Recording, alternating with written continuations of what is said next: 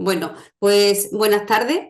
Mi nombre es Conchi Cruzado. Actualmente soy la presidenta de la Asociación Española de Enfermería en Cardiología y estamos aquí esta tarde, un día más, organizando un webinar, como no podía ser de otra manera, en el mes de marzo, sobre la salud cardiovascular de la mujer, ¿no? Vamos a intentar plantear un enfoque integral y para ello pues contamos con una enfermera de la Asociación Española de Enfermería en Cardiología, con una enfermera especialista en salud mental y con una matrona. Y luego pues iré presentándolas cuando vayan haciendo cada una de ellas sus presentaciones. Lo que sí me gustaría, por favor, si podéis apagar las cámaras, porque para que no, todos los que no seáis ponentes, ¿vale? Podéis dejar ahí los micros para no interrumpir a las ponentes, ¿vale? Y bueno, pues yo creo que sin más dilación, empezamos en primer lugar con Gemma Berga. Ella es enfermera de soporte a la investigación cardiovascular en el Hospital de Sant Pau. Es además miembro del Grupo de Trabajo de Salud Cardiovascular de la Mujer en el Plan Director de Salud Cardiovascular de Cataluña y bueno, pues también trabaja con la Fundación Española del Corazón en programas de salud cardiovascular en la mujer y por supuesto que es nuestra vicepresidenta. Y bueno, pues nos va a hablar sobre mujer y corazón, retos y avances en salud cardiovascular. Cuando quiera, Gemma. Muchas gracias, Conchi, por la presentación. Agradecer a la Asociación Española de Enfermería en Cardiología la oportunidad que me ha brindado de presentar Mujer, Corazón, Retos y Avances en Salud Cardiovascular. Agradecer también a los participantes, tanto de aquí, de España, como de Latinoamérica o de cualquier parte del mundo. Y nada, y a mí también no se me ocurre mejor manera que acabar el mes de marzo que hablando de Mujer y Corazón. Supongo que estáis viendo bien la pantalla. Sí, se ve bien, sigue. Vale, un momento, aquí, que me retiro todo esto. Muy bien, pues quisiera empezar esta charla comentando lo más importante y lo más relevante que vais a oír esta tarde seguramente. Y es ni más ni menos que esto. Las enfermedades cardiovasculares son la primera causa de muerte en las mujeres, superando a las enfermedades tumorales. Una de cada 3 muertes en el mundo en las mujeres se deben a una enfermedad cardiovascular versus una de cada 4 en hombres. En España, cada año mueren más de 125.000 personas de enfermedad cardiovascular, de las que alrededor del 50% son mujeres. En 2023 se registraron alrededor de unas 215 defunciones en mujeres y de las cuales 60.000 eran por enfermedad cardiovascular. Las enfermedades ateroscleróticas más prevalentes son la cardiopatía isquémica, el ictus y la hipertensión, siendo más frecuentes en la mujer después de la menopausia. La primera causa de enfermedad cardiovascular en hombres mayores de 65 años es la cardiopatía isquémica y en mujeres es el ictus. Pese a que en España se registró un 26,17% de las muertes cardiovasculares en mujeres versus un 3% de cáncer de mama, la prevención de la enfermedad cardiovascular no se prioriza. Y lo más preocupante no solo es que no se priorice la enfermedad cardiovascular, sino que además existe una escasa conciencia por parte de la población de la enfermedad cardiovascular. Fijaros en esta noticia, el 74% de los españoles no sabe que esta común enfermedad es la primera causa de muerte en la mujer. Esto se desprende de una encuesta que llevó a cabo la Sociedad Española de Cardiología en la que incluyeron a más de 1.000 personas. Y lo que querían evaluar era el grado de conocimiento y concienciación de la enfermedad cardiovascular. Casi el 75% de la población desconocía la causa más frecuente de mortalidad de la mujer. Y lo más preocupante, las propias mujeres ni siquiera sabían de qué se morían con mayor frecuencia. Respecto a los factores de riesgo cardiovascular clásicos en la mujer, tenemos, como bien conocéis, la hipertensión, la diabetes, la dislipemia, el tabaquismo, la obesidad y el sedentarismo. De todas maneras, vale la pena comentar que las mujeres desarrollan la hipertensión más tarde que los hombres, pero en las mujeres mayores es más prevalente la hipertensión. Distintos estudios muestran que alrededor de un 20% de mujeres presentan una hipertensión no controlada o mal controlada. Y además, esta hipertensión suele estar infratratada en las mujeres. Esto es importante porque el hecho de que presenten una hipertensión mal controlada se relaciona con mayor riesgo de desarrollar insuficiencia cardíaca. Además, también existe evidencia que sugiere que ser mujer confiere una desventaja en términos de mortalidad cardiovascular en la diabetes mellitus. Se ha reportado un aumento del riesgo cardiovascular de enfermedades cardiovasculares en mujeres, sobre todo en mujeres que sufren una diabetes tipo 1. La dislipemia también tiene mayor riesgo entre las mujeres. Sin embargo, hay que decir que estas tienen peores efectos, sobre todo después de la menopausia. Se ha demostrado que la terapia farmacológica de la hiperlipemia para la prevención secundaria es igualmente efectiva tanto en hombres como en mujeres. Sin embargo, existe disparidad por sexo en el tratamiento de la dislipemia, ya que es menos probable que se prescriba terapia con estatinas a las mujeres. En cuanto al tabaquismo, aunque la prevalencia es mucho mayor en hombres, el tabaquismo es un factor de riesgo más potente de enfermedad cardiovascular en las mujeres. En un metaanálisis se demostró que el tabaquismo confería un aumento del 25% del riesgo cardiovascular en las mujeres. Y además este riesgo se ve potenciado con el uso de anticonceptivos orales, por lo que una mujer que toma anticonceptivos orales tiene un riesgo 10 veces mayor de sufrir un infarto y 3 veces mayor de sufrir un ictus.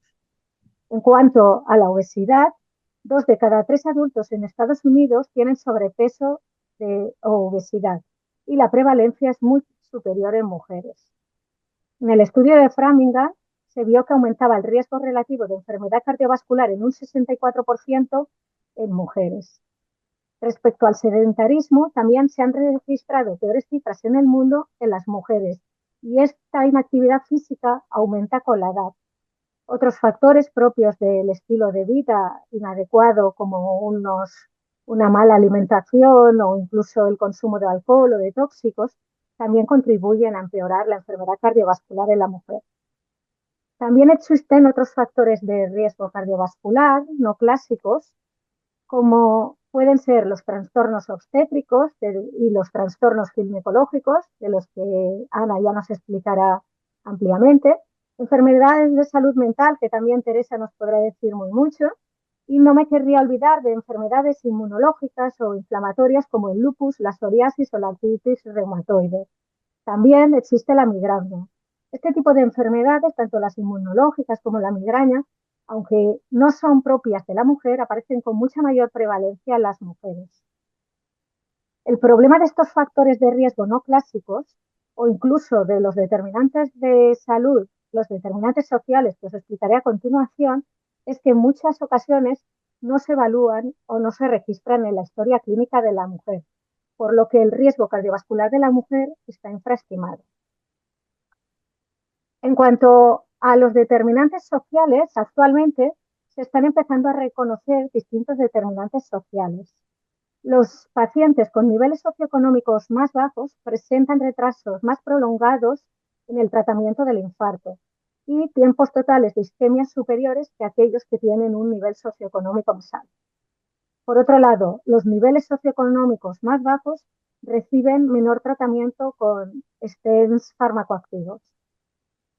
También existen otras situaciones que pueden incrementar el riesgo cardiovascular, como son la exposición a situaciones de violencia, como la violencia de género, el abuso sexual, físico, psicológico, los traumas infantiles y el estrés postraumático también se consideran un factor influyente en el riesgo cardiovascular. ¿Y qué sabemos sobre el manejo clínico de las enfermedades cardiovasculares en las mujeres?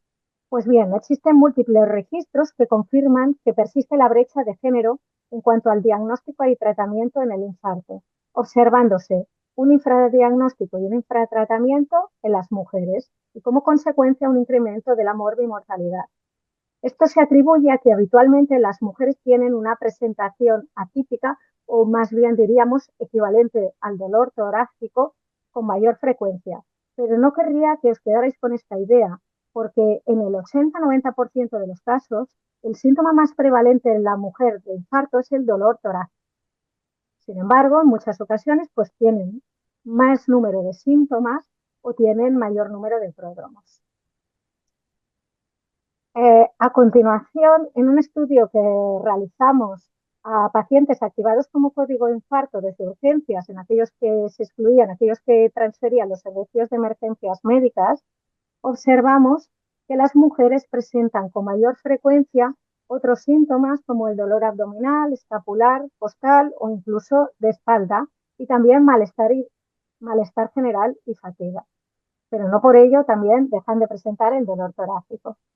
Así pues, tal y como recomiendan las guías clínicas de la Sociedad Europea de Cardiología de 2023, pues debemos tener en cuenta que aunque el síntoma más prevalente en las mujeres también es el dolor torácico, también pueden presentar otros síntomas más inespecíficos, igual que los hombres, pero existen algunos que presentan con mayor frecuencia las mujeres, como es el mareo, el síncope, las náuseas y vómitos, el dolor mandibular o de cuello y la falta de aire. Por otro lado, cuando hablamos del tratamiento de la enfermedad cardiovascular en las mujeres, me gustaría resaltar que aunque ambos sexos tienen las mismas indicaciones, las mujeres presentan menor tratamiento de reperfusión y se hace de una manera más tardía. También se observa una mortalidad superior y los tratamientos antitrombóticos, antiisquémicos, los de prevención secundaria, incluso la rehabilitación cardíaca, están infrautilizados en la mujer. En este estudio de la doctora Sambola que se publicó, se observó que aunque el tratamiento de reperfusión había aumentado en los últimos años en ambos sexos tras la instauración de las redes asistenciales del infarto, las mujeres tenían menor probabilidad de someterse a una angioplastia primaria. Asimismo, en el estudio de la doctora Tizón también se afirmó que los intervalos de tiempo en el manejo del infarto eran mucho más prolongados en las mujeres. Y aunque todos los tiempos se redujeron a lo largo del tiempo, tras la instauración del código de infarto, se observa que el tiempo total de isquemia tan solo disminuyó en los varones. También en un estudio nuestro que publicamos, observamos esto, que el tiempo entre el primer contacto médico y la activación era más prolongado y el tiempo entre la llegada hemodinámica y la apertura de la arteria también era superior. Y lo que es más importante, como podéis ver en la figura de la izquierda, se observó que no había asociación entre el género y la edad en jóvenes, pero en mayores de 65 sí que las mujeres presentaban un tiempo de activación del código de infarto superior a los hombres. Adicionalmente, también recientemente publicamos un estudio en el que realizamos una intervención educativa a los profesionales de urgencias, tanto a enfermeras de triaje como a los médicos de urgencias, y observamos que mejoraron prácticamente todos los tiempos del infarto. Sin embargo, cuando analizamos según género, vimos que los tiempos en los varones mejoraron significativamente. Sin embargo, en las mujeres persistía el sesgo de género y seguía habiendo retraso, incluso algunos tiempos aumentaron. O sea que la intervención fue efectiva prácticamente en varones. Cuando analizamos la mortalidad por infarto en las mujeres, en el estudio de Sambola también se mostró que las mujeres presentaban mayor mortalidad que los hombres. A diferencia del estudio de Tizón, que comentó que la mortalidad a 30 días no mostraba diferencias cuando se ajustaban la mortalidad. Pero aparte de todo esto, tenemos que tener en cuenta que existen una serie de sesgos en el diagnóstico en las mujeres, que un sesgo muy importante es el propio de los profesionales de la salud. En este estudio de la izquierda que os referencio aquí de Miró, se observó que a pesar de que las mujeres que acuden a urgencias presentaban unos síntomas clásicos de angina, con un claro dolor torácico, con irradiación, curiosamente no se, tenían una clasificación inicial errónea.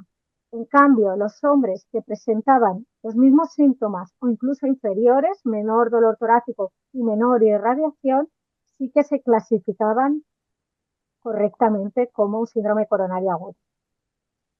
Eh, por ello, queremos romper esta inercia de los profesionales de la asociación esta en dolor torácico. En mujer joven, dolor no cardíaco. No, un dolor torácico siempre es un dolor cardíaco hasta que se diga lo contrario.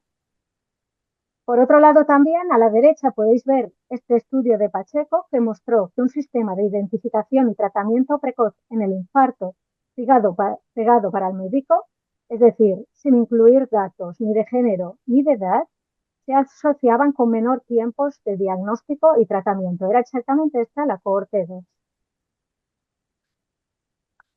Y a este retraso del sistema se le añade también el propio retraso de las propias mujeres, que tienden a infraestimar sus síntomas. En el estudio cualitativo de Lichman se incluyeron 30 mujeres con infarto entre 30 y 55 años y emergieron las siguientes categorías entre sus hallazgos.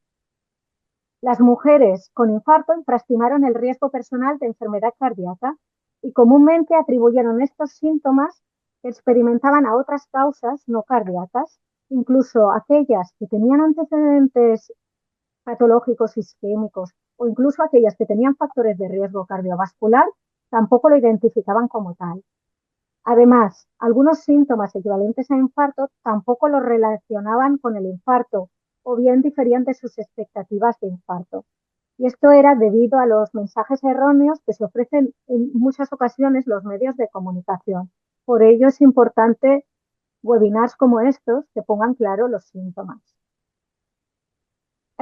Además, también me sorprendió ver que, por otro lado, las mujeres también con infartos sopesaron otras prioridades antes de realizar el primer contacto médico y era relacionado con responsabilidades familiares, laborales. También me sorprendió un verbatim que leí de este artículo que decía que precisamente era una mujer enfermera que acudía por un dolor torácico y tenía un infarto y que había tardado más en acudir porque tenía miedo en ser etiquetada como una hipocondríaca. Yo creo que es algo importante que hay que quitar ya de esta mentalidad, ¿no? Aunque alguna reconocía los síntomas, también requirió validarlo con los familiares para poder solicitar asistencia. Y llegados a este punto, ¿qué retos nos planteamos en salud cardiovascular en la mujer? Para tener un enfoque integral, ¿no? Yo pienso que tanto como mujeres, como profesionales de la salud, sobre todo como sociedad científica, tenemos una responsabilidad para el cambio y la atención de la salud cardiovascular de la mujer. Y es fundamental instar a la población, a medios de comunicación e incluso a los gobiernos a dar visibilidad a la salud cardiovascular de la mujer y promover estilos de vida saludables, manejo y control de los factores de riesgo, la adherencia terapéutica y ampliar el conocimiento de las mujeres e incluso de las profesionales sobre estos factores de riesgo no clásicos propios de las mujeres que impactan directamente en el riesgo cardiovascular.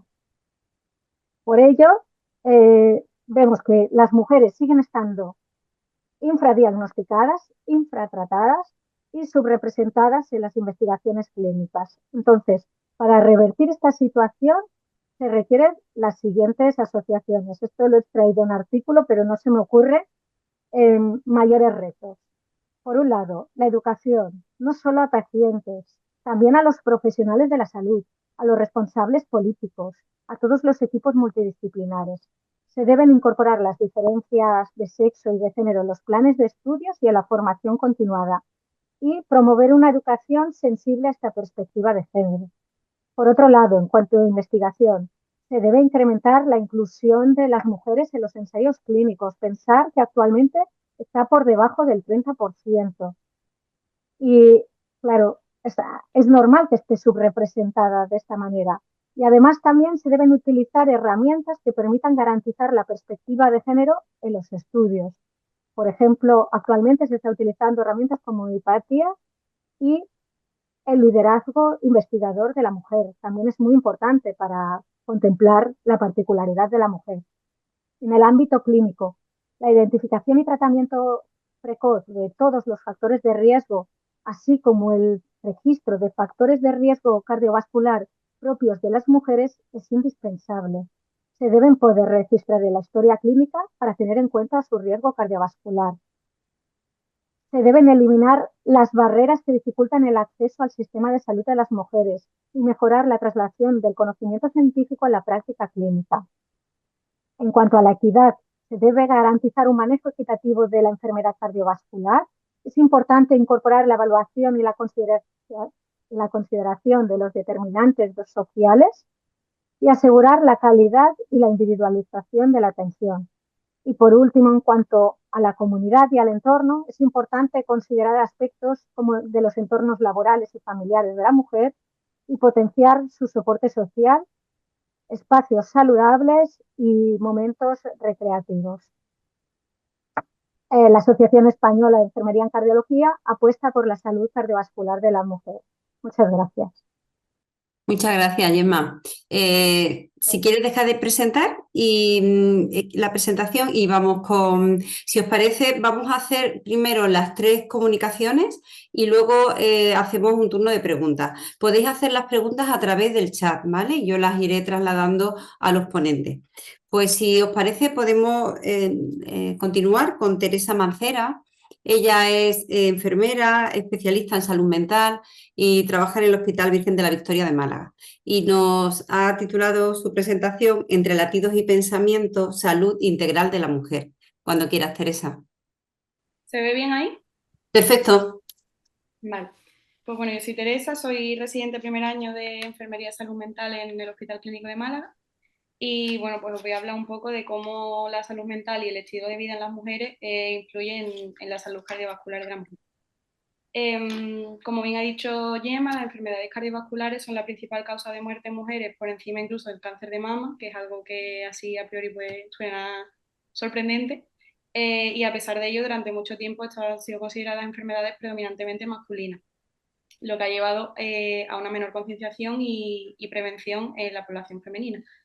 Las mujeres además presentan diferencias biológicas y hormonales que influyen en el desarrollo de este tipo de patologías, y además la salud mental pues, es un factor de riesgo emergente para el desarrollo de la enfermedad cardiovascular, ya que la incidencia de ansiedad, depresión y estrés crónico es considerablemente más alta en la población femenina. Y en esta exposición de latidos y pensamientos, salud integral de la mujer, pues voy a intentar analizar un poco cómo el estilo de vida, los roles de género y los estereotipos influyen negativamente en la salud cardiovascular femenina. Pues bueno, como ya he dicho, hay factores biológicos y hormonales que influyen en la salud cardiovascular femenina. Y como vemos aquí en la gráfica, antes de la menopausia, los niveles elevados de estrógeno pueden actuar como un factor protector a la hora de desarrollar estas patologías, ya que mejoran el perfil lipídico y la función endotelial. Sin embargo, vemos aquí en la gráfica que tras la menopausia hay un descenso considerable de estrógeno, que puede suponer un aumento del riesgo para este desarrollo. La terapia hormonal sustitutiva, que es algo que reciben muchas mujeres a raíz de la menopausia, ha sido objeto de estudio, ya que varias investigaciones apuntan que si este tratamiento se inicia en mujeres menores de 60 años o durante los 10 primeros años a raíz de la menopausia, puede tener efectos beneficiosos, pero sin embargo, si se inicia de manera más tardía o bien en mujeres mayores, no solo no aporta beneficios, sino que puede ser incluso perjudicial. Y esto es algo pues, bastante frecuente en mujeres de edad avanzada. Además, algunas condiciones que se pueden presentar durante el embarazo, como puede ser la diabetes gestacional, la hipertensión gestacional, pueden aumentar el riesgo de desarrollar patología cardíaca a lo largo de la vida. Y luego otras diferencias biológicas, como pueden ser la distribución de la grasa corporal y la respuesta inflamatoria en mujeres, pues también aumenta la susceptibilidad a la hora de sufrir eventos cardiovasculares. En segundo lugar, el desempeño de roles también juega un papel bastante importante por varios motivos. Primero, por la sobrecarga de responsabilidades que habitualmente presentan las mujeres, ya que estas suelen asumir múltiples roles simultáneamente, como puede ser pues, cuidado de hijos o bien de personas mayores, sus trabajos habituales, suelen ser también las encargadas del hogar, y suelen ser un sustento emocional además muy importante en la familia. Esto genera evidentemente estrés crónico que aumenta el riesgo de hipertensión arterial y aterosclerosis. Todo esto conlleva menor tiempo para el autocuidado debido a la prioridad que suelen dar a otras personas, descuidando pues la alimentación, la actividad física, incluso el descanso. Todo esto está relacionado con factores de riesgo como pueden ser la obesidad, la diabetes y la hipertensión, debido al fin y al cabo pues, a una vida más sedentaria. Y el autocuidado muchas veces supone incluso una carga cuando debería ser todo lo contrario. Ligado a esto también se incluyen los estereotipos de género, ya que históricamente se espera que la mujer priorice a los demás por encima de ellas mismas, y esto dificulta mucho la búsqueda de ayuda médica en caso necesario y además la adherencia a tratamientos porque, pues, como ha dicho la compañera, infravaloramos completamente los síntomas y lo que esto puede conllevar. Por último, el consumo de tabaco y alcohol pues también influye bastante, ya que muchas veces esta es la única vía que encuentra la mujer como de desahogo a todo esto que hemos comentado, ¿no? De este ritmo de vida. Entonces, si este consumo ya es perjudicial de por sí, a las mujeres, aún así, por las diferencias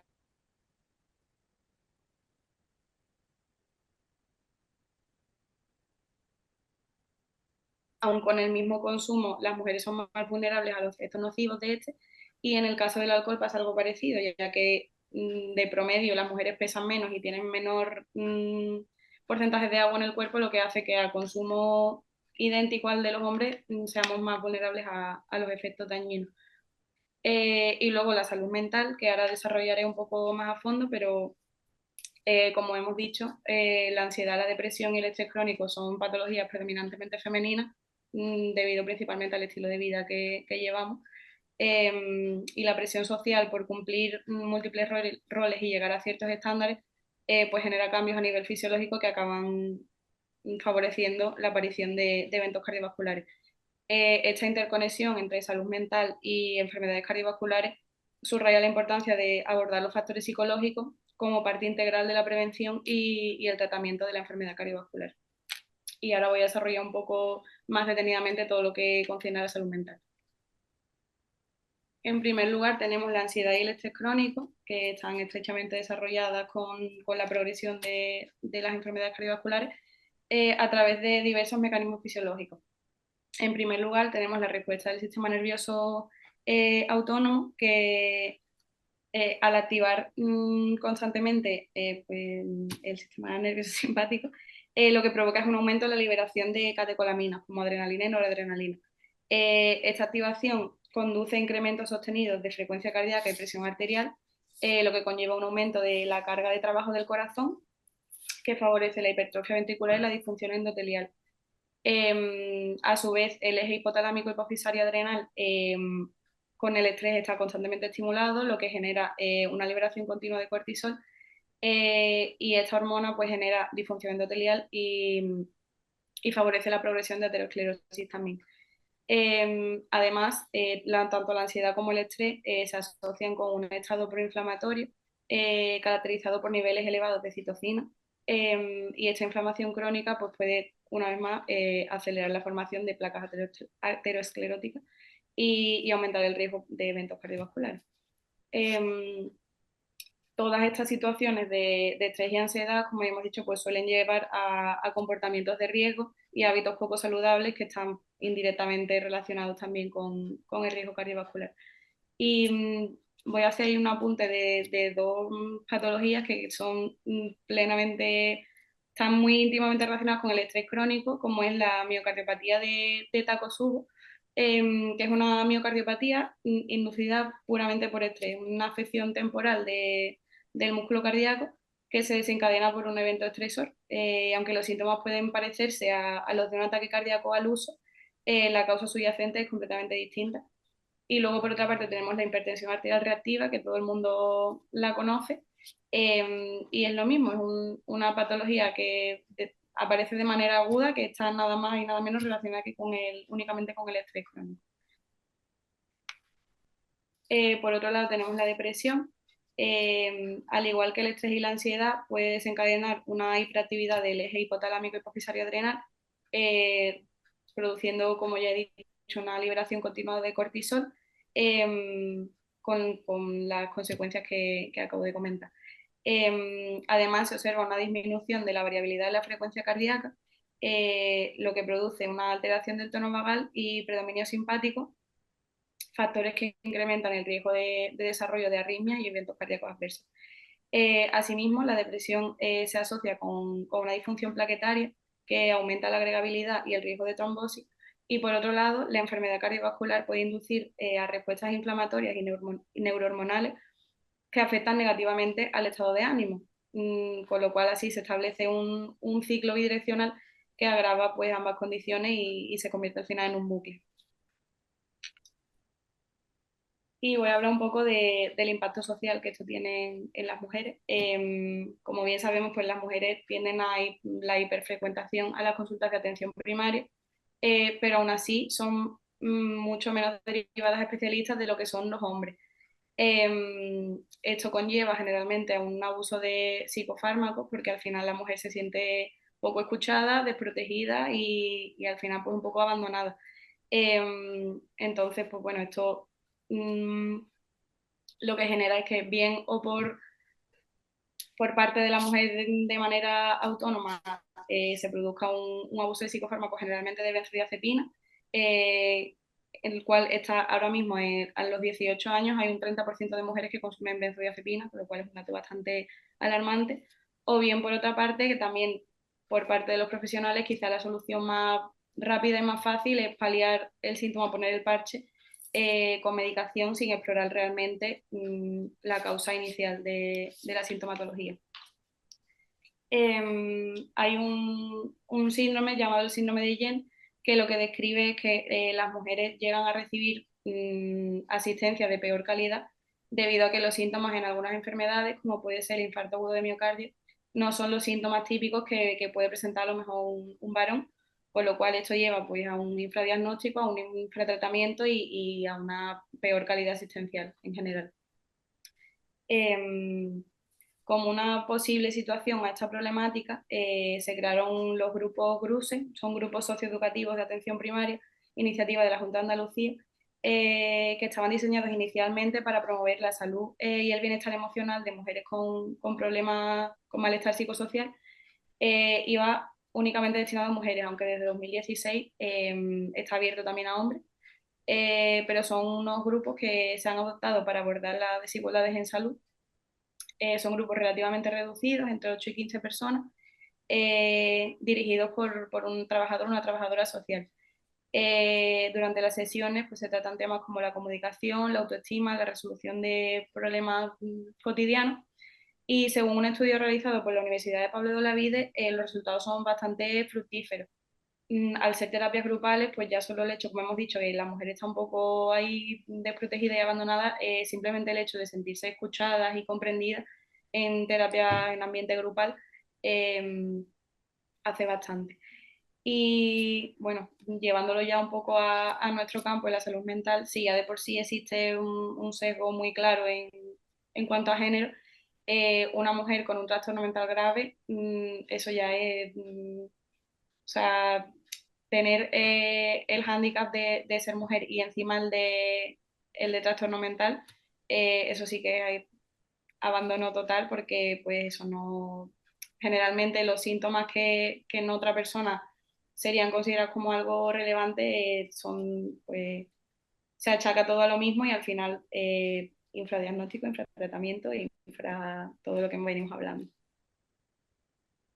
Ahí eso no se ha modificado. Ajá. Teníamos aquí una frase que un corazón, no, ¿cómo es? Un corazón sano late más fuerte en una mente feliz.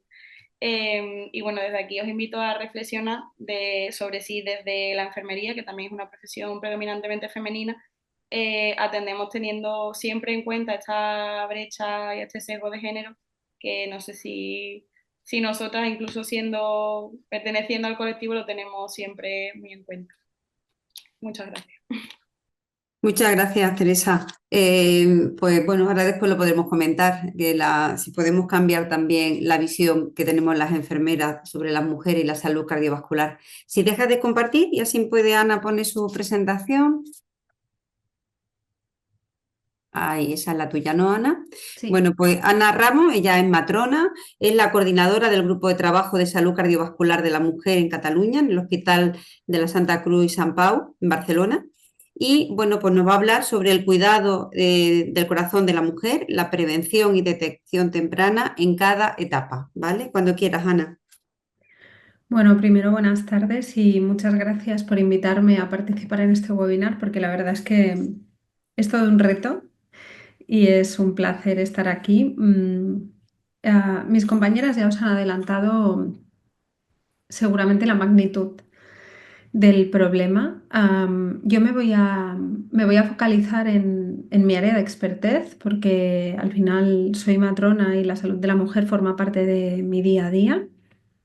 No sé si lo sabéis, pero las enfermedades cardiovasculares representan la principal causa de mortalidad en mujeres, como han dicho Gemma y como luego ha puntualizado Teresa, pero solo el 44% de las mujeres las reconocen, ¿no?, las enfermedades cardiovasculares como algo que pone en riesgo su vida. Voy a ver si puedo pasar. Sí, perfecto. Que no me pasa ahora. Genial. Esta es la estructura de la presentación, no vale la pena ni mirarla. Sí me gustaría hacer especial hincapié porque busqué los datos de nuevo pensando que estos datos habrían mejorado, que con los años iríamos teniendo una visión de género mucho más global, pero al final me encontré exactamente los datos que ha presentado Gemma, que las mujeres, aunque padecemos menos enfermedad cardiovascular, proporcionalmente nos morimos más. Y nos seguimos muriendo más, entonces, de enfermedades que tendríamos que, ¿no?, que padecemos menos. Está directamente ligado al género y está directamente ligado, como apuntabais, a la brecha de género en salud. Porque los síntomas son diferentes, pero también porque cuando explicamos los síntomas se nos leen de manera diferente y porque hay factores de riesgo que sabemos, porque hay evidencia científica que son determinantes, pero que no están registrados. ¿Cuántos de vosotros, cuando os llega una mujer a la mesa de hemodinámica, los que estáis en hemodinámica, o cuando os llega una mujer a la consulta de atención primaria, es igual, sabéis cuál fue el curso de su vida reproductiva? ¿Cuántos sabéis a qué edad tuvo una primera menstruación o a qué edad tuvo una menopausia o si durante un embarazo hizo una preeclampsia? Y si lo sabéis, en caso de que la mujer os lo haya explicado, ¿sabéis cuál era el nivel de los factores angiogénicos de esta mujer? Porque ahora vamos a ver que los factores angiogénicos acaban determinando el pronóstico de la salud cardiovascular de esa mujer en los próximos 12 años, no 50, ¿no? En los próximos 12 años. En esta nota de prensa que os he pinchado aquí, publicada por la Sociedad Española de Cardiología, se hacen eco de que solo de 4 de cada 10 españoles, perdón, de que 4 de cada 10 españoles no saben que el embarazo y el posparto pueden aumentar el riesgo de enfermedad cardiovascular. Porque ¿cuántas veces nos han repetido que el embarazo es algo fisiológico, que las mujeres estamos programadas para tener hijos y poderlos parir sin problemas, y que esto no debería condicionar nuestra salud posterior? Pues mirar, durante la etapa fértil, Gemma lo apuntaba, ya aparecen lo que se llaman factores de riesgo emergentes para enfermedad cardiovascular. Y son factores de riesgo que no se están registrando de la manera adecuada. No sabemos cuántas mujeres de las que tenemos delante en una consulta que vienen por un dolor torácico, por un aumento de la fatiga, porque llevan días que se notan diferente. ¿Cuántas de esas mujeres han tenido abortos de repetición, por ejemplo? Pues a los abortos de repetición, y a ellos se le considera haber tenido 2 o más abortos consecutivos o no en la etapa reproductiva, eh, haber tenido 2 o más abortos aumenta el riesgo cardiovascular de la mujer. Haber tenido un parto prematuro, sabemos que vemos una incidencia de mujeres con un parto prematuro previo antes de las 37 semanas, que es el doble para la enfermedad cardiovascular. Es decir, haber tenido un parto prematuro previo condiciona hasta 2 veces más de enfermedad cardiovascular en la mujer a lo largo de su vida. La hipertensión gestacional, por ejemplo, que va ligada o no a retraso de crecimiento intrauterino y preeclampsia, pero ya veréis que son 3 eventos del embarazo que van muy de la mano. Bueno, pues es una patología que afecta entre el 5 y el 10% de los embarazos totales y que puede llegar a incrementar por 4 el riesgo de tener insuficiencia cardíaca o por 2 el riesgo de enfermedad isquémica. Así que no son factores de riesgo emergentes que sean menores. Deberían estar debidamente registrados y monitorizados y probablemente tendríamos que desarrollar un plan de acción para aquellas mujeres que durante el embarazo han padecido alguna de estas enfermedades. La diabetes gestacional, que nos la estamos encontrando alrededor del 7% de los embarazos, se asocia con el doble de eventos cardiovasculares en las mujeres. A las píldoras anticonceptivas, como ya sabéis, también aumentan el riesgo de trombosis venosa y con ello el infarto y el ictus. Por tanto, debería ser un factor de riesgo conocido por la población, conocido por los profesionales, no minimizado en absoluto y que debería ser sumatorio a otros factores de riesgo, como por ejemplo, lo comentabais Gemma y Teresa, la obesidad o el consumo de tóxicos. Hay múltiples notas de prensa que me han llamado mucho la atención preparando este webinar de muchas asociaciones profesionales como la Sociedad Española de Arteriosclerosis, que se hacen eco de que la ausencia de mirada de género, en este caso, dificulta la prevención y el tratamiento de las mujeres entre los 30 y los 50 años. Entonces, me pregunté por qué. Bueno, pues en la mayoría de las notas de prensa y en los estudios referenciados en esas notas, acabas leyendo que entre esa franja de edad muchas veces se ha cumplido el deseo genético o se ha descartado el deseo genético. Son pacientes que a veces no tienen otra enfermedad asociada, es decir, no hay nada más que las haga ir a consultar a un médico y entonces se detecta un gap en la asistencia. Hay ahí un espacio de tiempo de entre 15 y 20 años está calculado en que la mujer acude menos, consulta menos, minimiza los síntomas que tiene todos los días, cree que por el hecho de tener un síndrome del ovario poliquístico, por ejemplo, no tiene por qué consultar porque lleva toda la vida viviendo con un síndrome del ovario poliquístico, cree, por ejemplo, que el hecho de tener endometriosis, bueno, pues es algo que forma parte de su género y que tampoco va a consultar si no tiene episodios de dolor superiores a los episodios de dolor que ha tenido previamente, etcétera. Especial mención la preeclampsia y el riesgo cardiovascular. En este estudio de mi querida doctora Carmen Garrido y el equipo de la doctora Jorben Sampau, buscaban determinar si los niveles de factores angiogénicos estaban aumentados durante la preeclampsia y si ello se relacionaba con un mayor riesgo de enfermedad cardiovascular a largo plazo. Pues sí, en los resultados encontraron que el estado angiogénico presente en la preeclampsia se relaciona directamente con una prevalencia de factores de riesgo cardiovascular 12 años después del parto. Y proponen que se conozca siempre que tenemos una preeclampsia delante el estado de los factores angiogénicos, se registre y se monitorice adecuadamente porque eso permitirá que se hagan políticas de salud adecuadas para la prevención de la aparición de enfermedades cardiovasculares posteriores en estas mujeres. Los pequeños para la edad gestacional también son un grupo que debería ser tenido en cuenta. El adulto que proviene de un embarazo en el que fue un pequeño para la edad gestacional, es decir, aquellos que hemos nacido más pequeñitos de lo que se nos atribuiría como normal, resulta que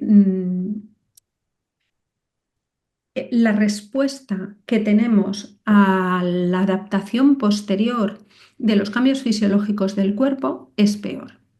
Hay estudios, os los he dejado aquí puestos y os puedo pasar las referencias bibliográficas. Hay estudios que concluyen que los adultos nacidos de un embarazo cuyo fruto es un pequeño para la edad gestacional tienen una respuesta única y muy limitada al aumento de peso y al aumento de los requerimientos, lo cual hace que se fatiguen más, que tengan un corazón mucho más deficiente a la hora de trabajar en esfuerzo. Y se encuentran con adultos que en una prueba de esfuerzo dan peores resultados, que tienen peor adaptación a la obesidad central, por ejemplo. Pero ¿cuántos de nosotros sabemos que el paciente que tenemos delante es un pequeño para la edad gestacional? ¿O cuántos sabemos que esa mujer ha tenido 2 hijos que son pequeños para la edad gestacional? Pues es un factor que deberíamos también tener en cuenta, porque el pequeño para la edad gestacional es aquel que está entre el percentil 5 y el 10, que no tenía alteradas las arterias uterinas, pero que se liga directamente con un flujo restringido. Se deberían ir a buscar las calcificaciones en la placenta y se deberían registrar las calcificaciones en la placenta. Ya hemos hablado también de la diabetes gestacional, ¿vale? En este estudio, que es un análisis combinado de 9 estudios, se encontró que las mujeres con diabetes gestacional presentaron un riesgo 2 veces mayor de tener eventos cardiovasculares a futuro.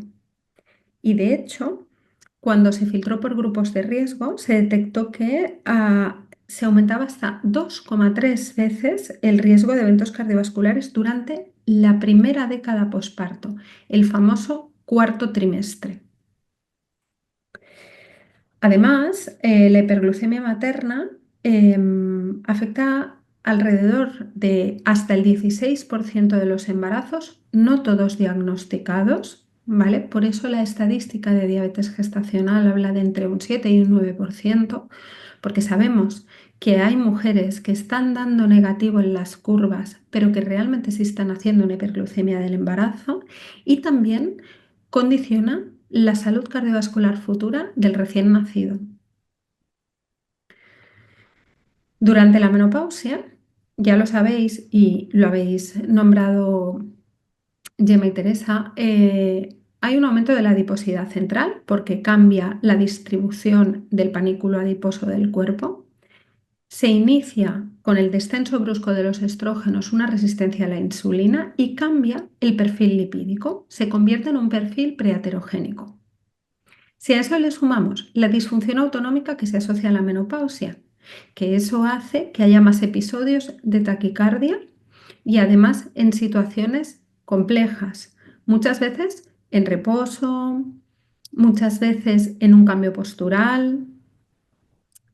Y si encima esta señora viene a la consulta a explicarnos que se ha engordado 10 kilos y no sabe cómo, que está más triste, que además hay un poco de síndrome del nido vacío porque los hijos han volado de casa.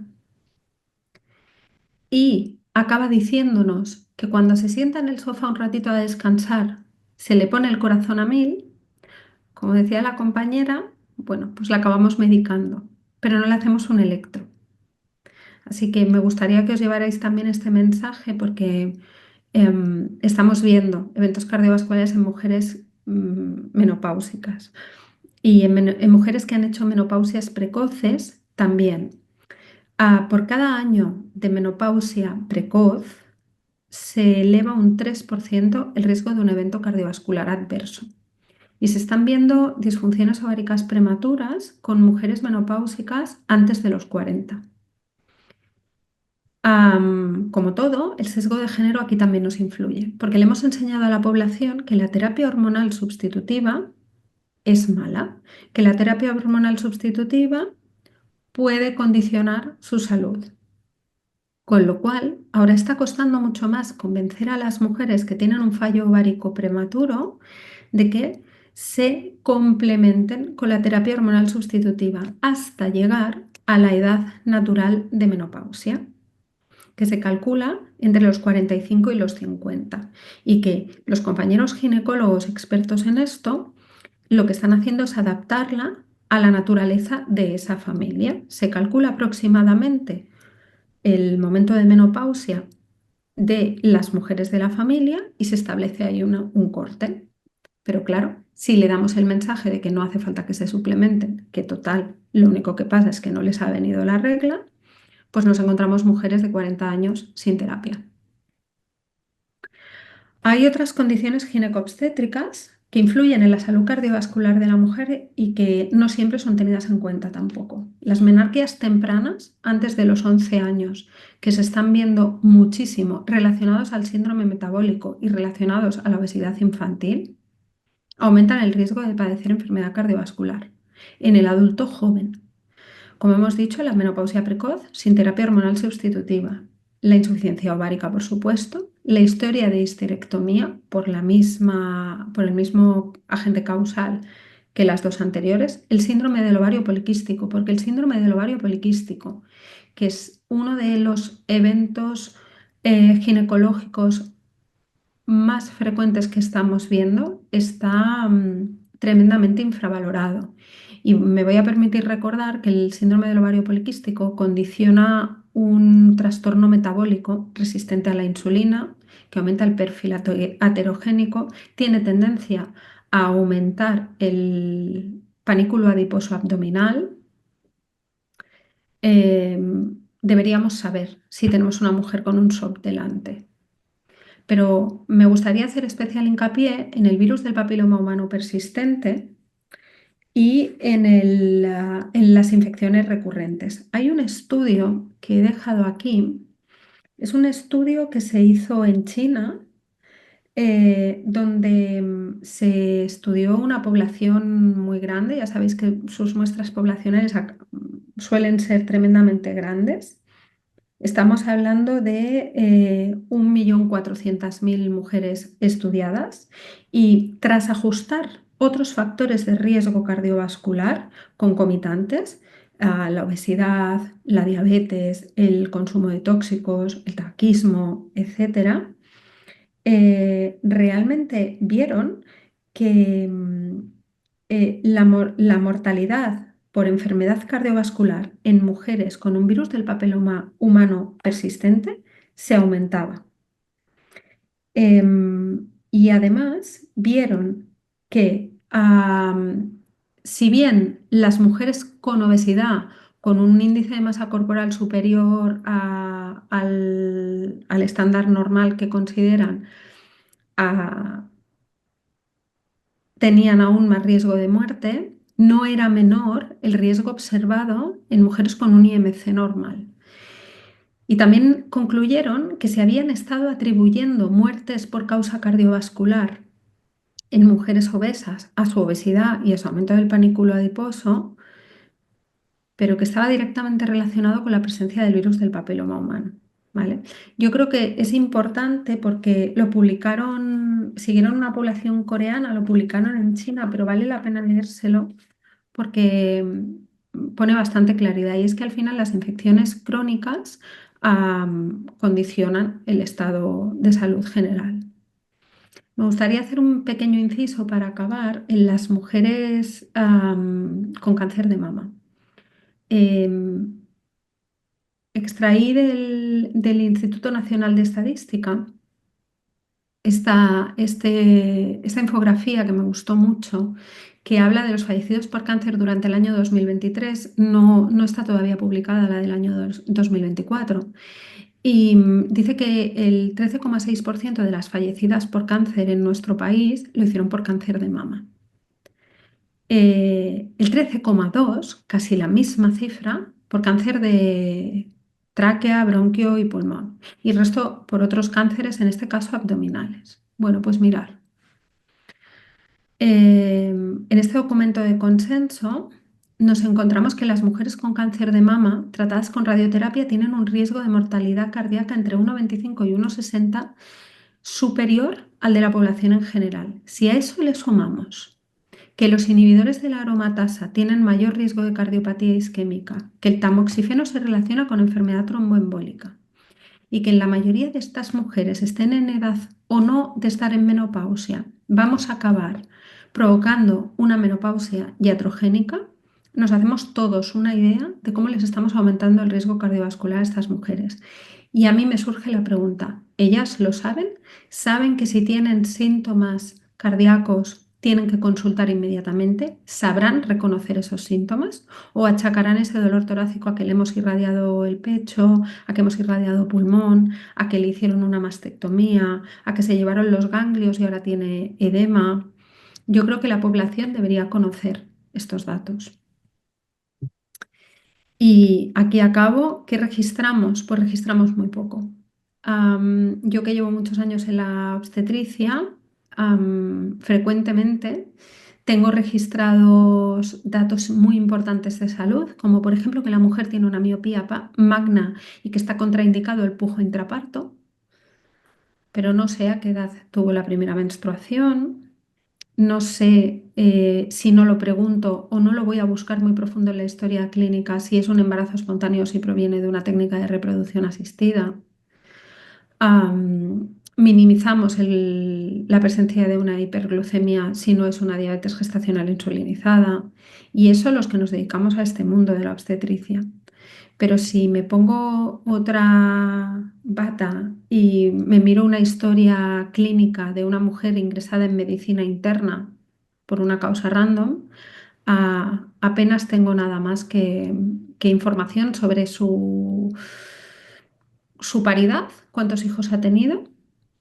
Si hay abortos, no sé si son pérdidas gestacionales, no sé si son abortos voluntarios, no sé si sus hijos que fueron pretérmino por una infección o fueron pretérmino porque se puso de parto y me haría pensar en un riesgo cardiovascular. Así que espero que haber puesto ahí un poquito de luz en estos temas y muchas gracias. Muchas gracias, Ana. Me ha encantado. La verdad es que me han gustado mucho las... Si quieres quitar la presentación y... Sí, Bueno, pues nada, yo recordaros ¿me que podéis dejas? hacer preguntas a través del foro, ¿vale? Yo las iré trasladando a los ponentes. Lo que decía, muchas gracias a las tres. La verdad es que me ha parecido muy interesante el abordaje que habéis hecho de la salud cardiovascular de la mujer, ¿no? Y bueno, mientras que veo que se anima un poquito el personal, ¿no? Pues quería haceros algunas preguntas. Voy a empezar por Gemma, venga, por el orden que habéis, así dejo descansar a las últimas. Has hablado de la falta de atención a las mujeres, de factores a veces propios de la mujer. Yo como estamos en un webinar de una asociación de enfermeras, lo que te preguntaría es, ¿qué podemos hacer las enfermeras para mejorar la salud cardiovascular de las mujeres en prevención primaria y en prevención secundaria? Porque también cuando ya han tenido un evento cardiovascular, vemos que la atención o que la adherencia al autocuidado también es algo que es deficitario en las mujeres.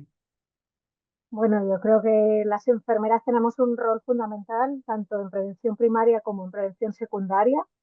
Es importantísimo precisamente webinars de este tipo o incluso mucha difusión a la población, porque como ya habéis visto, no tienen el conocimiento de la importancia de la enfermedad cardiovascular, no conocen los factores de riesgo, hay que hacer mucha educación a la población y no solo a la población, también a los profesionales, porque te puedo decir que muchos profesionales no conocen muchos de estos factores de riesgo no clásicos o emergentes.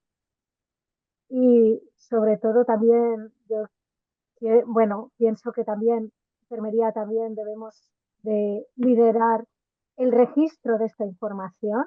Tiene que existir un registro de esta información, no puede ser que el riesgo cardiovascular quede solo en los factores de riesgo clásico y nos olvidemos de todos los factores que nos ha explicado Ana o que nos ha explicado Teresa o que os he explicado yo mismo, que son también muy importantes y que además incrementan mucho el riesgo cardiovascular de la mujer.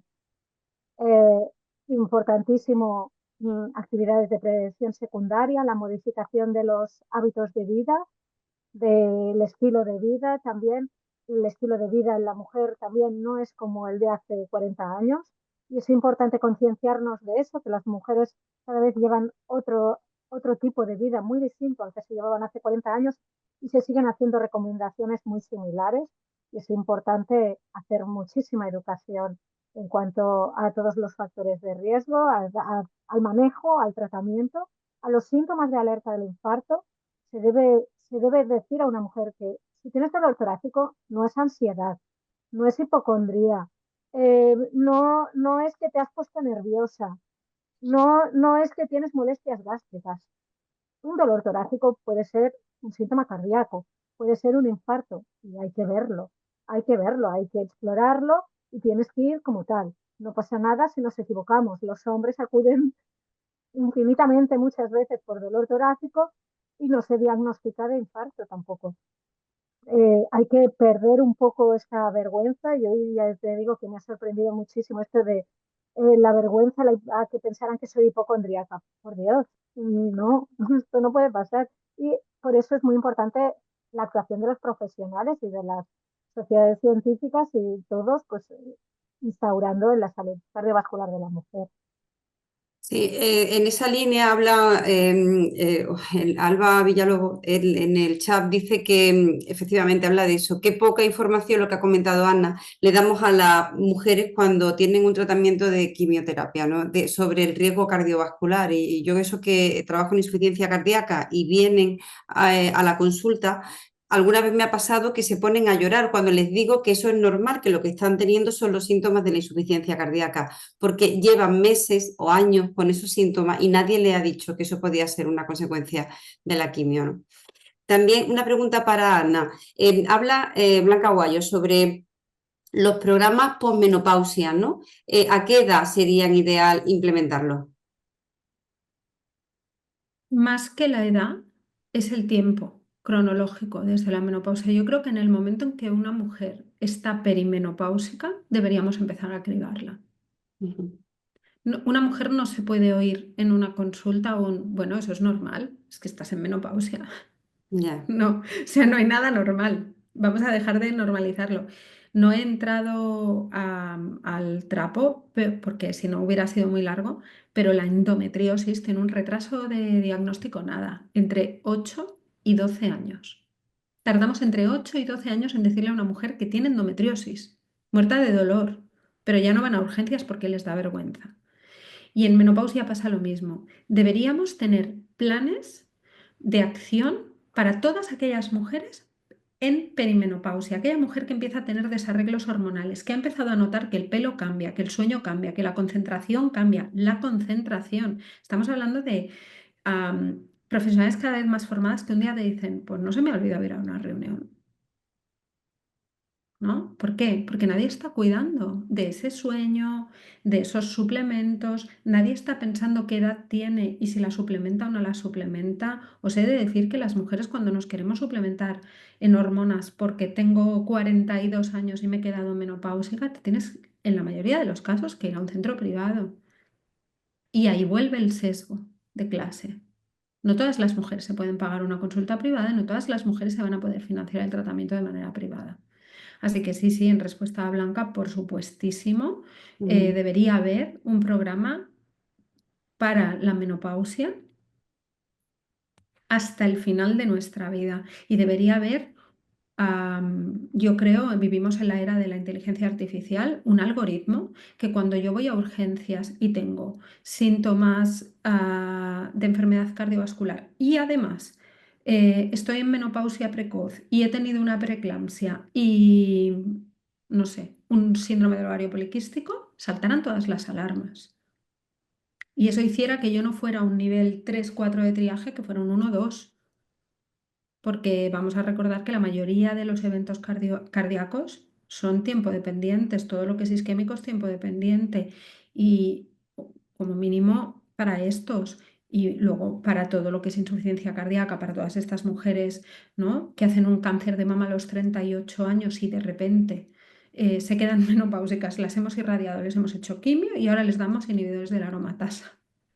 Estas mujeres están solas en el, ¿no? Más allá de todo el Mm. seguimiento oncológico, todo lo demás Por aquí alaban la idea del algoritmo. Yo creo que también incluso para el médico de familia, ¿no? Para derivar antes a un cardiólogo a esas mujeres, ¿no? Sí. Luego le quería preguntar a Teresa, porque me ha parecido muy interesante los programas esos que has comentado, ¿no? Que eran de abordaje de salud mental, ¿no? Sí, me ha llamado la atención que dices que lo llevan las trabajadoras sociales, Teresa. ¿Por qué no lo llevan las enfermeras especialistas en salud mental y si hay programas específicos para mujeres? Sí, este concretamente sí que lo llevan trabajadores sociales. Es verdad que yo desde que estoy en salud mental veo que se trabaja de manera muy conjunta. O sea, yo nunca había tenido tanto contacto con el trabajo social como ahora. Ujú. Entonces, bueno, este concretamente sí que lo llevan trabajadores sociales, pero hay otros muchos que lleva la enfermería de salud mental. Bien enfocados, pues eso, especialmente a mujeres, o hay grupos de dolor, hay grupos de muchas cosas que sí que van dirigidos por enfermería. Muy bien, muy interesante eso también. Eso, supongo que lo lleváis en primaria, ¿no? Todo ese tipo de cosas. Sí, yo Luego siempre no sé también si me puedes decir algo, porque lo ha hablado Ana, pero yo creo que también es verdad que lo había echado un poco en falta en las presentaciones y era el tema del sueño. Yo creo que las mujeres dormimos peor y ya se ha visto claramente que el sueño es otro factor de riesgo cardiovascular, ¿no? Si consultan mucho las mujeres o si dentro de esos programas a veces se habla del tema del sueño. Sí, la verdad que es un tema relevante, pero volvemos a lo mismo. Yo creo que la mujer no le da la importancia que tiene, entonces una mujer que duerma de promedio 4 o 5 horas lo considera normal. Entonces al final estamos un poco en el bucle ese de que a veces nosotras mismas somos las que un poco ponemos la traba por no darle la importancia que realmente tiene todo este asunto. Entonces, pues bueno, sí, es algo muy relevante y también yo creo que eso lleva mucho a lo que hablaba yo del abuso de medicación. A veces la única manera de buscar algo de calidad de sueño es recurriendo a la automedicación. Entonces, al Sí, final, pero eso yo creo que lo ha comentado Ana, si queréis podéis comentar algo, Gemma. A mí ya digo que es algo que me llama la atención, por eso me ha llamado mucho cuando lo has comentado lo del consumo de psicofármacos. Cuando yo como enfermera en la consulta hago chequeo del tratamiento farmacológico que toman los pacientes y se quejan siempre de que toman muchas pastillas, pero cuando empiezas a revisar, algunos pacientes toman 3 y 4 pastillas para dormir, ansiolíticos, y digo, ¿todas estas pastillas se las toma usted? Yo estaría tumbada. Sí, sí, Sí, Sí, no sí, sé. bueno, pero no les explicamos, que el Claro. magnesio ayuda al sueño. Ujú. No les explicamos que se pueden suplementar de magnesio y a lo mejor hay más, No vamos a Sí, entrar ahora, hábitos pero saludables. Yo siempre cuando empiezan a quejarse les digo que se vayan a caminar por la tarde, que cojan un libro, que no cojan el ordenador, que no vean pero la si se han tele. tomado 4 Sí, claro, psicofármacos, es que dudo que en algún momento los lleguen a limpiar, ¿no? claro. Porque metabólicamente esto al final tiene que empapar los tejidos. Bueno, pues si además eres una mujer y te quejas de dolor torácico, tienes muchos puntos de que te den un diazepam. Mm, Claro. Y todos lo hemos vivido esto, todos ujú. lo hemos vivido, ¿no? O si te quejas mucho de dolor menstrual, te pautan un AINE mejor que el que tomas, pero es que igual lo que tienes es otra cosa. Sí, eso también es otro tema que habéis comentado, y que yo también veo cada vez más, y es el tema del nivel económico, ¿no? Yo creo que Mm. el nivel cultural o sobre todo el nivel económico, yo creo que influye también mucho, no sé si Gemma en alguno de los estudios que has visto o Ana, o sí. también vosotros lo veis reflejado, ¿no? Sí, sí, influye muchísimo. Hay menor tratamiento en niveles socioeconómicos más bajos. También además presentan mayores factores de riesgo más jóvenes también. Los pacientes con niveles socioeconómicos más bajos y niveles socioeconómicos más altos se asocian también a tratamientos, pues como os he comentado, incluso la angioplastia primaria, pues con stents farmacoactivos frente a stents metálicos porque se cree que harán mejor la adherencia terapéutica del tratamiento antiagregante, ¿no? Posterior. Bueno, hay muchos factores que influyen, también todo lo de la violencia de género, las, los traumas infantiles, que hay un montón de factores que realmente, si los consideráramos todos, Claro, yo creo que además ese es abarca a todos, ¿no? Porque yo creo que, claro, que Teresa podrá decirlo. Aquí hay una cosa que está continuamente en redes sociales y encima de la mesa y es la falta de acceso a la atención psiquiátrica o a psicólogos, salvo si tú no te los costeas, ¿no? Pero yo creo que Ana, que también si quieres puedo comentarlo, a mí me parece que lo que es el acceso a ginecólogos, lo has dicho tú antes, ¿no? Pues yo creo que también es algo que muchas veces es difícil en la sanidad pública, ¿no? Se está sacando muchas veces de las carteras de servicios de la sanidad pública muchas de estas visitas o de estos seguimientos a las mujeres, ¿no? Con lo cual, efectivamente, esas diferencias sociales, pues cada vez son más diferencias en la atención a las mujeres también, ¿no? Y Sí, fíjate, sí. las mujeres, nuestra conciencia a nivel de ginecológico de todas las visitas periódicas anuales, del control de ecocardiográfico o las mamografías o los controles que se requieran, cuando son enfermedades mucho menos prevalentes que la enfermedad cardiovascular, que nadie previene, nadie, nada, no, Ujú. hasta que no hay un evento, muchas veces la mujer no es consciente de ello. Pero ¿sabes de dónde viene? Viene de un histórico de picar piedra porque se nos morían las mujeres de cáncer de cérvix, que es una enfermedad lenta, no puede ser más lenta. O sea, es un caracol de los tumores, pero se morían. Y entonces se hizo una campaña tremenda de concienciación de la necesidad del cribado de cáncer de cérvix. Pero nadie nos criba de factores de Claro, riesgo. Ya no es, te digo una eco, es ¿eh? esto. Factores de Sí, sí, riesgo. ¿Ya has tenido una preeclampsia? ¿Es una menopáusica joven? Vamos a hacer un cribado anual, ¿no? Uno anual o bianual si me apuras. Si aumentas de peso, por favor, notifícalo. Si de repente aparece una fatiga que no estaba hace 2 meses, notifícamelo. ¿Qué pasa cuando eres joven, vives en el multitasking y de repente aparece una fatiga que no se esperaban? Que acabamos en la consulta de Teresa, en el mejor de los casos, nos mandan a salud mental. En el mejor de los casos. En el peor, pues o no te medican o no te escuchan. Hay un libro súper interesante que ha participado la doctora Yurba, que es la cap d'obstetricia de Sant Pau, que se llama Esos son nervios. Creo que de momento lo han editado solo en catalán, pero creo que lo están traduciendo al castellano, o quizá ya está traducido al castellano, que se llama literalmente Esos son nervios. Y es la respuesta que muchas mujeres recibimos cuando consultamos. Sí, sí, doy Y doy fe de es ello. exacto. Eh, Entonces, lo mismo que hemos creado cultura para el cáncer de cervix, la tenemos que crear para la enfermedad cardiovascular en las mujeres, sin duda. Claro, y además yo creo que también lo has comentado antes, yo creo que, por ejemplo, pues tendríamos que empezar pues, probablemente por ese embarazo, ¿no? Porque has dicho esos programas del Sí, cuarto trimestre que vienen sonando desde hace mucho tiempo. ¿Realmente sí, están implementados en las comunidades autónomas esos programas? no. No, la respuesta es no. Y hay grupos de profesionales trabajando en generar la evidencia que se necesita para implementar estos programas, porque al final son programas que siempre tienen un coste asociado, las administraciones están a lo que están y tienes que crear la necesidad, tienes que crear la evidencia científica y hay grupos, hay una red RICORS de Claro, salud materno-infantil, sí. además, ahora que con esta falta de matronas, pues, que Hmm, yo creo que es una figura clave aquí, por ejemplo, para este cuarto trimestre, porque estamos hablando, como bien habéis dicho durante todas las hmm, presentaciones, de educación sanitaria, de tener unos registros. Y probablemente esa persona es la que, si esas alertas quedan en la historia de esa paciente en atención primaria, ese médico de familia, yo creo que el que puede dirigir a un exacto. especialista o hacer una serie de pruebas complementarias, ¿no? Yo es que Y veo, la enfermera de claro. atención primaria, la enfermera de salud mental, cuando ve a la Claro, mujer en su consulta, claro, le tiene que poder chirriar algo, pero sobre todo tiene que tener a quién derivarla. Tiene que claro, tener una salida súper importante que darle a esta mujer, sí. ¿no? Bueno, a ver si hay por aquí alguna pregunta más. Dice, me han encantado las charlas. Bueno, enhorabuena a todo el mundo. La verdad es que le ha gustado a todo el mundo mucho las comunicaciones. Yo, ya os digo yo que a mí también me han encantado.